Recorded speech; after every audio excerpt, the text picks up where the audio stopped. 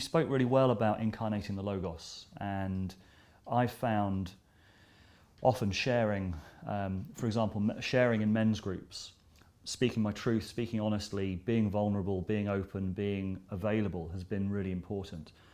I don't hear you talking so much about the value of, say, vulnerability or the value of emotional honesty. But as a psychologist, that must be something that you value. Is that something? Well, it's more just the value of honesty in general. Like, you need to say the things that are, you're trying to represent being as accurately as you can in your communication, right? That's part of the Logos process. That's the truth. It's truth oriented to love, I think, is the right formula. And love is something like the desire for being to flourish rather than to be eradicated, right? Those are the archetypal realities. Are you working for the flourishing of being or for its eradication? And there's a credible case to be made for its eradication. So, but love, I think, is in the archetypal sense, is the desire for being to flourish. And then truth is the attempt to represent your relationship with being in the most precise and accurate manner possible. Because, well, you have to adapt to reality. So you can't adapt to something to whose existence you will not admit. And so emotional honesty is part of that. But I don't think it's more important than any of the other elements of honesty. The vulnerability issue is you're modeling not so much your vulnerability, but your voluntary acceptance of that vulnerability. So, because to just model your vulnerability is not necessarily distinguishable from being a victim. You know, I'm hurt and I'm saying that I'm hurt. That's not the whole story. The whole story is, well, we're all hurt, and some of us more than others, certainly, but that it's possible to come to terms with that, and with God's grace, let's say, and maybe some help from other people, to accept that and then transcend it. And that's the hope.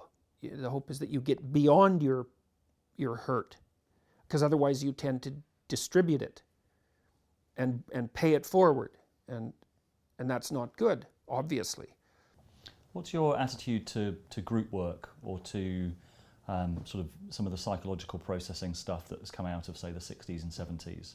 I found it very, very useful, but I've not heard you speak about it before. Well, it can go terribly wrong, you know, and that's part of the reason it did in some ways die out in the 60s. Like, it could go terribly wrong. The encounter groups were often very hard on people.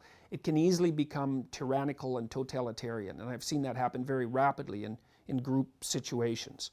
But, I mean, group work, it's part of the way that you integrate yourself into the society, so it's necessary.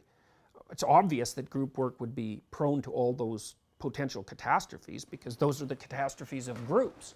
But it's necessary, and I would say the lectures that I'm doing, for example, there's group work there because there's an audience, right, a crowd, and people like the live part of it. And there is a difference between speaking to people live in a group and speaking to them, say, through electronic means. There's a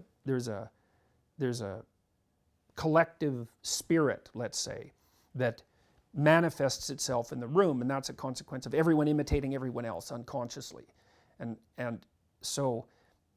that's a very powerful thing, and can also provide direction, because maybe if you're fortunate and things are coming together properly in the room, it's the best part of the crowd that rises up, and then that rises up as a kind of ideal, and then that sort of possesses each individual, because they can see that they're supported in their journey forward, and that these things can be, and they can look around and think, well, these other people are taking this seriously and paying attention, and so there's something to take seriously here and to pay attention to, and so that's all good.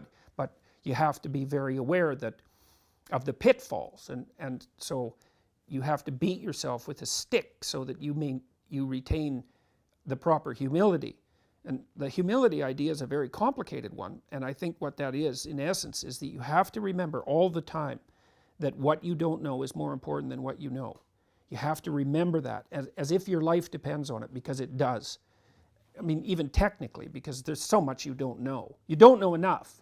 Like, you're prone to catastrophe, so you don't know enough by definition. And if you know that and understand that, then that can reduce the temptation to act in a manner that would be totalitarian or tyrannical, and that can facilitate the group work. You know, so it's risky, but everything's risky.